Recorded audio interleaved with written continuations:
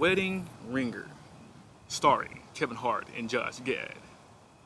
Josh Gad, who starred in Jobs, The Internship, he played the snowman in Frozen, he was also in Ice Age, Continental Drift.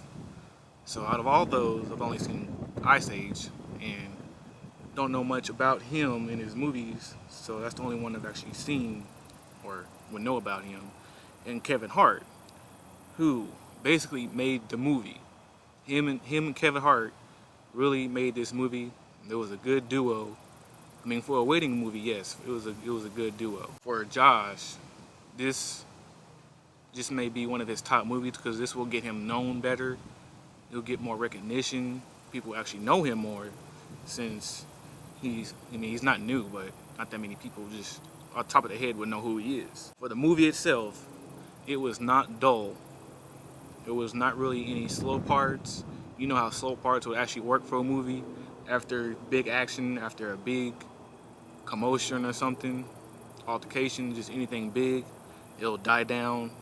It will be a slow parts, and sometimes it works with good films, sometimes it don't. The film gotta bring itself back up in order to keep you interested, but for this one, it kept me interested all the way through.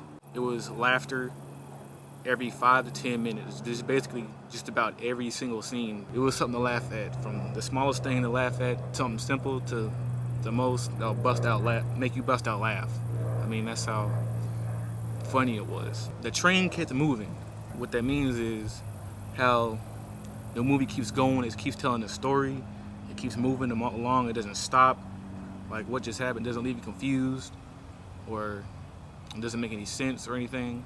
But this made sense all the way through. It kept going from beginning to end. It had a good supporting cast. I mean, the supporting cast, they did their part. I mean, funny to look at, funny to laugh at. They did their part. They knew what they was doing. To me, this is the must-see comedy to start off 2015. I mean, I saw it nearly 3 months early, so you know how good it is to see a movie that early, while everybody else gotta wait for the official release date. I mean, man, I saw it back in October 27th. So, you know, I'm sitting here telling everybody how it was, how good it was. So yeah, it's Kevin Hart, he's in it. If you're a fan of both actors, I mean, you should really go. This is a must go. If you're most definitely a fan of Kevin Hart, you've seen all his other movies. I mean, he's been in a lot of movies recently, so that's a big plus for him. And if you're a fan of Josh, you should go see it too, because they're a pretty good duo. I mean, it's worth watching. I give it a 4.5 stars. For me, I mean, 4.5, like that makes much of a difference than 5, but I'll just give it a 4.5, whatever. It's just missing half a star, but still, it's still worth it. It's still worth the time, to me. I mean, I don't see how you could not laugh at something. I mean, there's something to laugh at through the whole movie. That's how funny it was. If you see this movie when it first comes out, or you just happen to see it in a full house, packed, sold out crowd, there's gonna be somewhere you're not gonna hear the dialogue of the movie because there's gonna be so much laughter. And when I saw it during the screening, this movie got both cheers and applause, clapping. I mean, it's not often where a movie gets both. I mean, a movie will get one or the other. You just get either clapping or you either get cheering, depending on what it is, what's about, whatever.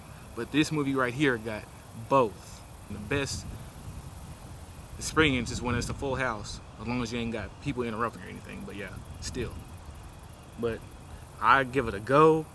Go see it. I mean, I know it's still a long time until it comes out. There's gonna be some many weeks to wait. So yes, go see it because I said so.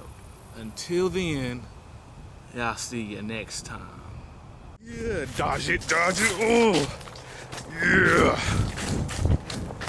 Fast right, oh, wrong way.